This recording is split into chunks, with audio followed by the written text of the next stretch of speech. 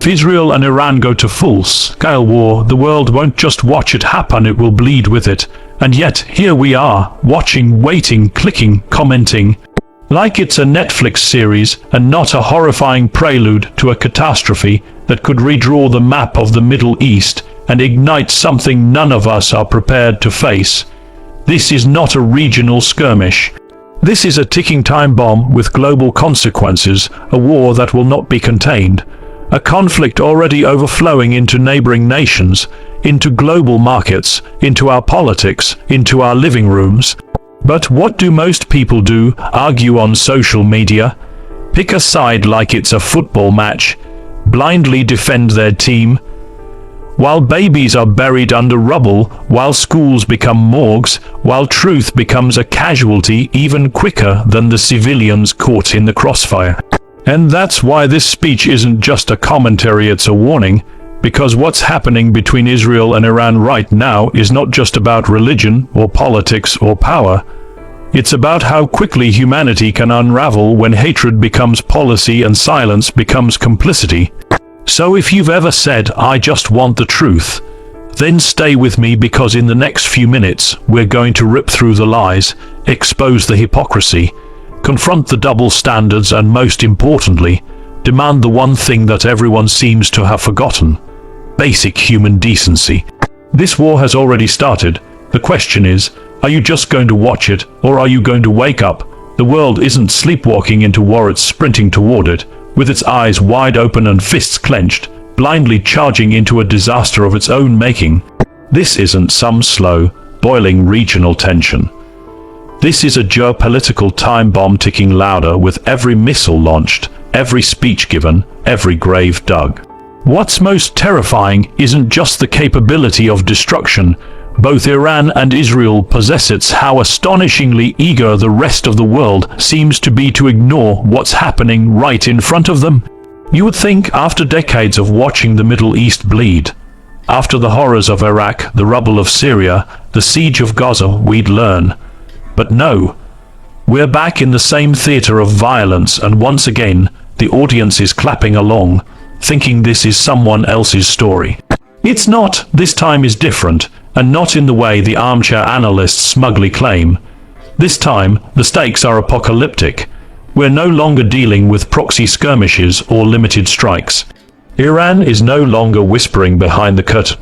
It's on stage, declaring its intentions with missiles and martyrdom. Israel, more emboldened and isolated than ever, is not responding with restraint. It's retaliating with a fire that could ignite the entire region. And everyone around them, watching, calculating, waiting for what exactly? For one side to slip, for one bomb to go too far, for one child's death to become a symbol that demands vengeance. Because that's all it takes now, one spark, and the sparks are everywhere. Diplomacy is dead. The so-called international community is a hollow phrase that means nothing when missiles are being fired into civilian neighborhoods. The UN, reduced to little more than an emergency meeting factory, condemning violence in one sentence, excusing it in the next. NATO, focused on the wrong continent. The Arab League, divided and paralyzed. Western governments, too busy taking sides to even consider playing peacemaker. And yet, people still talk about peace like it's a theory in a textbook instead of a responsibility we've all neglected. The leaders involved, on both sides, speak in ultimatums and absolutes. They invoke religion, history, and revenge, not to prevent war but to justify it. Every speech is a provocation. Every threat is a dare. Every red line is crossed, then redrawn, then crossed again. And the cost, it's not measured in victories or territory. It's measured in human lives, children in body bags, mothers screaming over rubble, hospitals overwhelmed, cities turning into graveyards. This isn't war. This is madness disguised as patriotism. What's worse is how numb we've all become. We scroll past the footage. We pause at headlines like Iran launches missile barrage at Israel, or IDF strikes suspected Iranian base. then keep scrolling as if this is some tragic soap opera playing out in a faraway land. But it's not far away, not anymore. This conflict is already bleeding into Europe through refugee crises into the US, through foreign policy convulsions into global markets through energy disruptions. The ripples are spreading, and soon they will become waves. And when they do, no one will be able to say they didn't see it coming. Because we do see it, we see everything, and we're doing nothing. Even now, as I say these words, some politician is standing behind a podium somewhere, offering weak condemnations or hollow support, whichever fits their voter base. Arms dealers are rubbing their hands in glee. Strategists are drawing war games in expensive suits. And somewhere, a child is losing their entire family to a bomb neither side will admit they fired. This is the price of indifference. This is what happens when we treat war like theater and diplomacy like an afterthought. If history has taught us anything, it's that conflicts like this do not remain contained. They spread like wildfire. And once they do, the questions change. We no longer ask, how do we stop it? We ask, how did we let it get this far? And by then the answers don't matter, because the people who could have made a difference, the media, the voters, the governments, the citizens, all chose silence. Or worse, they chose sides. This is not a football match. You don't cheer for one team and hope they win, because in war everyone loses, especially the innocent, especially those with no army, no ideology, no voice. And yet here we are, watching as if this is entertainment, while the world teeters on the edge of a war it cannot afford, and yet keeps funding. We should be terrified, not just of what Iran or Israel might do, but of our own apathy, of the systems we've built that encourage violence instead of preventing it, of the leaders we empower who speak of peace but prepare for war, of the way we've turned human tragedy into political leverage. This moment right now is the last red flag before a global catastrophe. And yet the question remains, are we ready to listen? One side shouts self-defense, the other screams resistance. And somewhere between the rhetoric and the rubble lie the broken bodies of people who never chose to fight. Children, civilians, human beings erased from existence in a war they didn't start. This isn't a conflict driven by clarity. It's a war cloaked in narratives, soaked in decades of blood, and sustained by a hypocrisy so brazen it ought to make the world sick. But it doesn't, because we've grown used to moral convenience. We support the side that fits our politics, our tribe, our version of history. We post hashtags, we light landmarks in flags, and we tell ourselves that this is what taking a stand looks like. It isn't. It's performative, it's empty, and it's part of the problem. Let's cut through the noise. There are no saints in this war. There are no surgical strikes when entire apartment blocks collapse. There's no necessary force when the victims are children playing in courtyards or elderly women trapped under debris. And yet, both Iran and Israel want the world to believe that their bombs are righteous, their casualties justified, their violence morally superior. What's terrifying is not just that they believe it, but that millions of their supporters do too. Morality, once a universal measure of right and wrong, has been transformed into a tool of tribalism. If your side does it, it's justice. If the other side does it, it's terror. We've become so drunk on ideological loyalty that we've forgotten how to mourn for the other side's dead. This is the kind of moral collapse that defines not just conflicts, but civilizations. The West, with its lofty talk of human rights, stands frozen in contradiction. The same governments that flood Ukraine with weapons to defend freedom turn a blind eye when freedom is extinguished under Israeli drones. The same leaders who condemn Iran for its treatment of protesters shake hands with Gulf regimes that stone dissenters. The same global institutions that scream about war crimes selectively lose their voices depending on the flag behind the atrocity. This isn't diplomacy. This is cowardice wrapped in virtue signaling. And the world sees it, and the world resents it. It is this hypocrisy that fuels the fire. It emboldens extremists. It makes peace impossible. Because how do you negotiate with someone who has learned that violence is excusable, as long as they call it defense? How do you reason with a side whose suffering is broadcast while the others is buried? You don't. You end up in an endless cycle of revenge, of retaliation dressed up as justice. You end up right where we are now, on the brink of something so much worse. The dead don't care whose side you're on. The fathers carrying their children's lifeless bodies out of crumbled homes don't chant slogans. They cry. They scream into the sky. They curse the silence of the world that let it happen. Because while politicians posture and pundits debate, the human cost grows unbearable. And what do? We argue on social media. We block each other. We reduce tragedy to talking points. The bodies pile up while we pick teams. There is something deeply broken about a global conscience that only ignites when the victims wear familiar uniforms or speak our language or live in countries we care about. We call for peace, but only for our people. We demand justice, but only for our allies. That's not morality. It's selective empathy, and it is killing us. This conflict, this brutal, soul-shattering war, is not just a mirror to the Middle East. It's a mirror to the world. And what it's showing us is grotesque. It shows us how easy it's become to dehumanize the other side, how we can watch suffering in real time, streamed in HD, and still manage to justify it if it suits our narrative.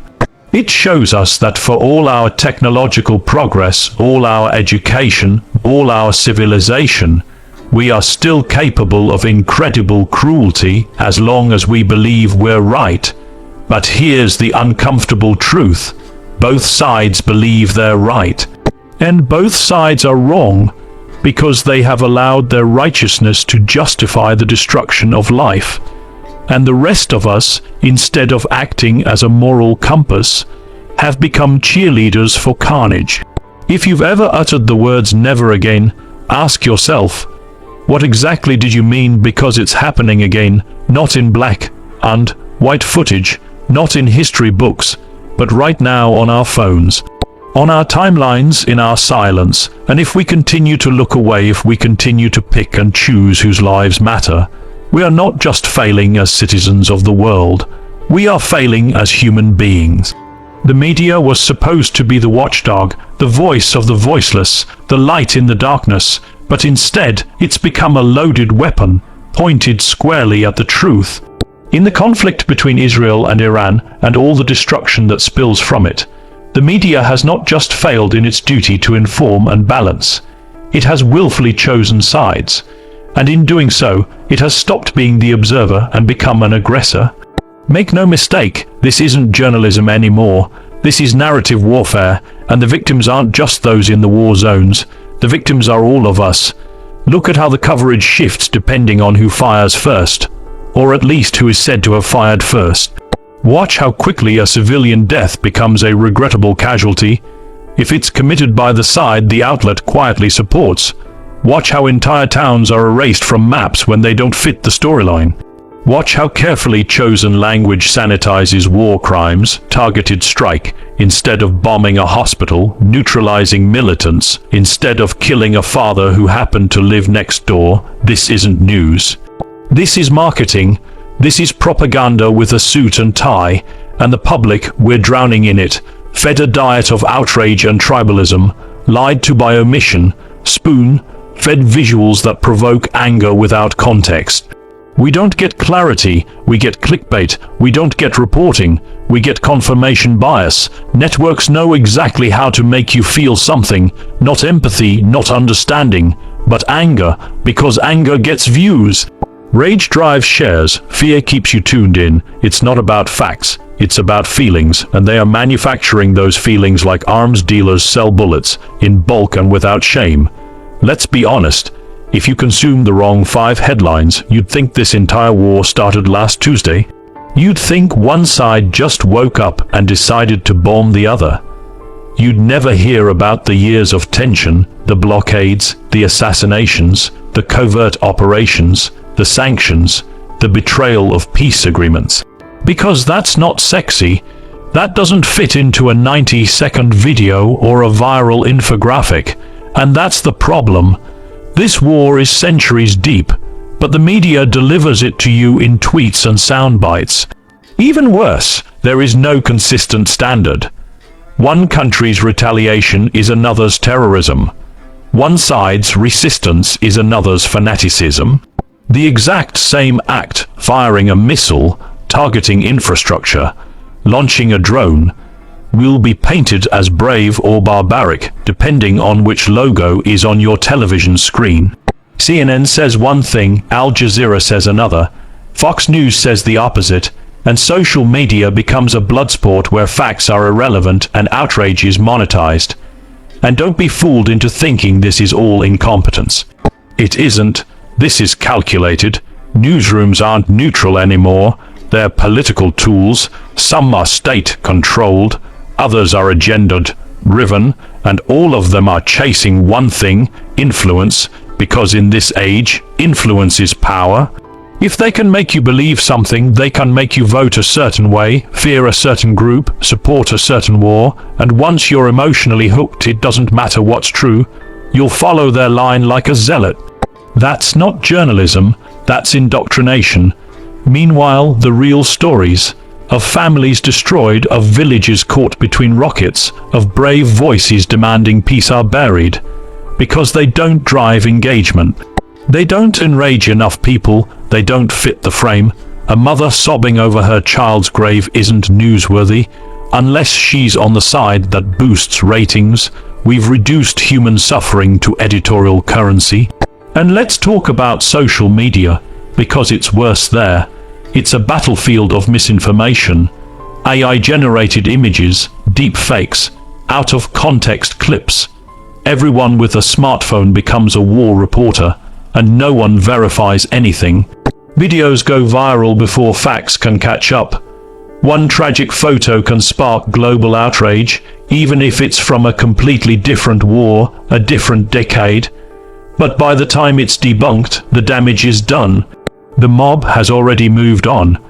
Truth doesn't matter anymore, the narrative wins. This is not just irresponsible, it's dangerous, because wars are no longer fought just with tanks and missiles. They are fought with perception. And perception controls policy. If people believe one side is the aggressor, that shapes international response, that shapes aid, that shapes sanctions, that shapes death tolls. So when the media chooses a side, and it always does, it doesn't just influence opinion. It influences outcomes, it changes lives, it ends lives. You want to know why the world hasn't demanded a ceasefire? You want to understand why so many people support this carnage without question? Look at the media. Look at how they've numbed you. Look at how they've taught you that one child's death is a tragedy, and another's is a statistic. Look at how they've convinced you that violence is inevitable, that diplomacy is weakness, that our side is always right. If the media had any conscience left, it would stop showing us explosions like entertainment. It would stop packaging war like a TV drama.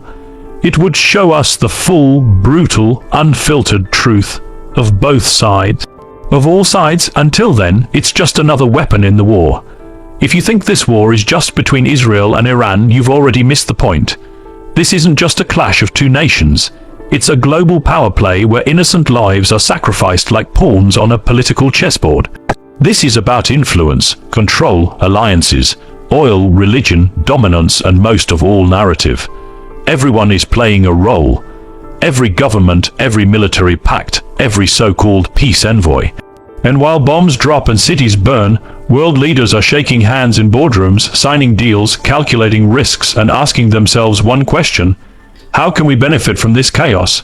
You've got Iran on one side, ruthless, defiant, strategic. It doesn't hide behind proxies anymore, it funds them proudly.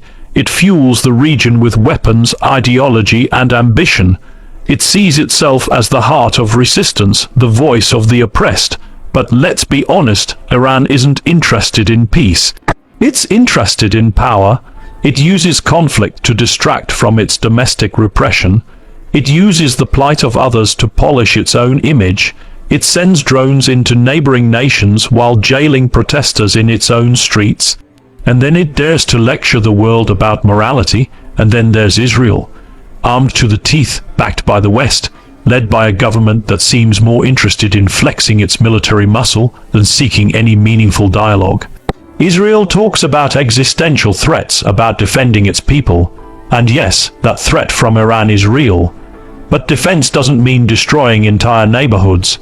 Security doesn't mean silence when journalists, doctors, and schoolchildren are being turned into statistics.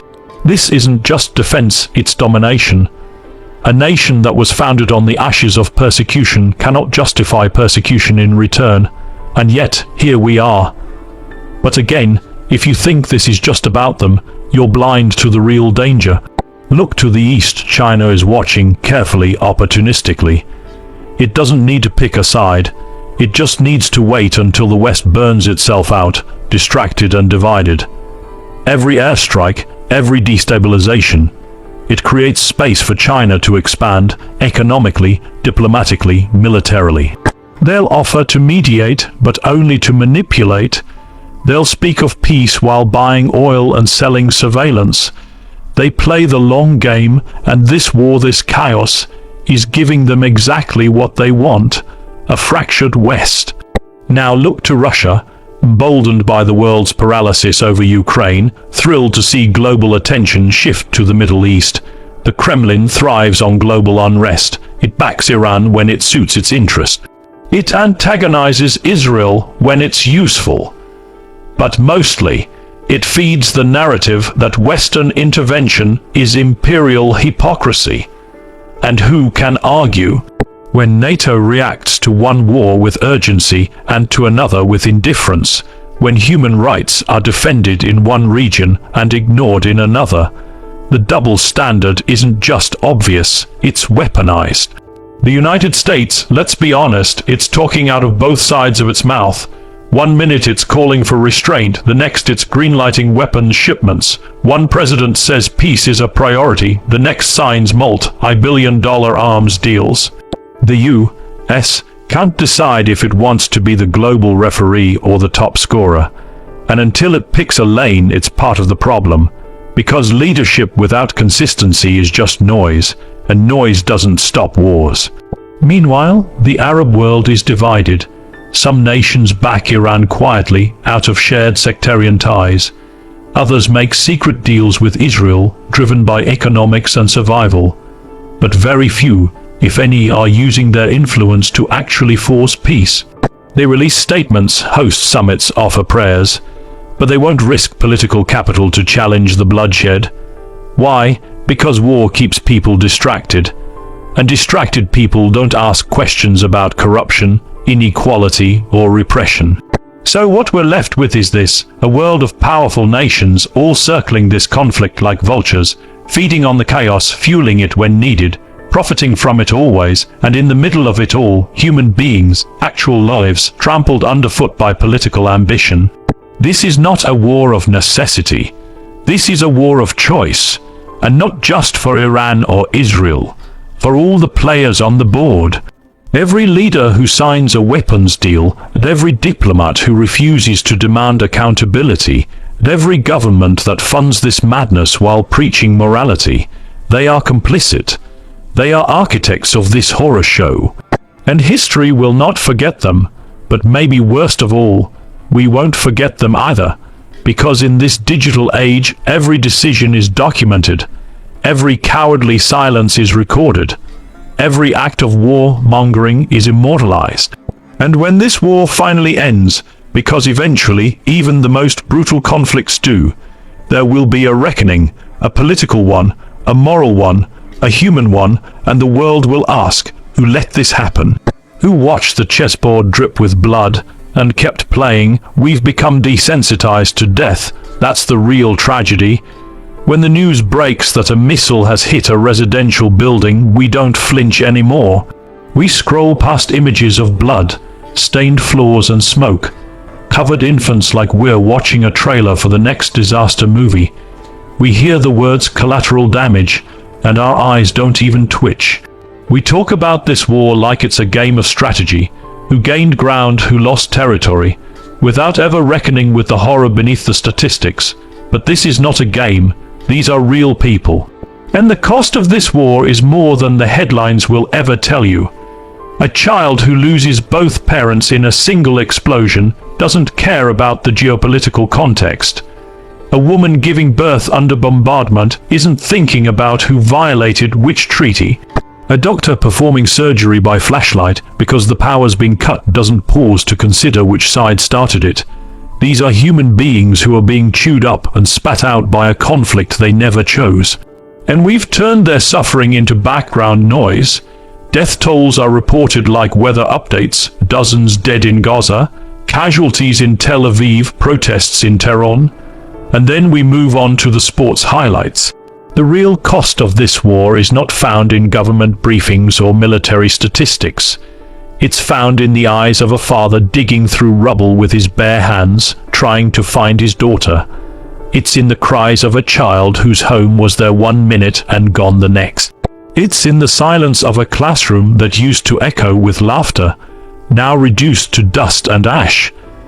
It's in the way a mother holds a torn piece of clothing and sobs, as if the fabric can bring her child back.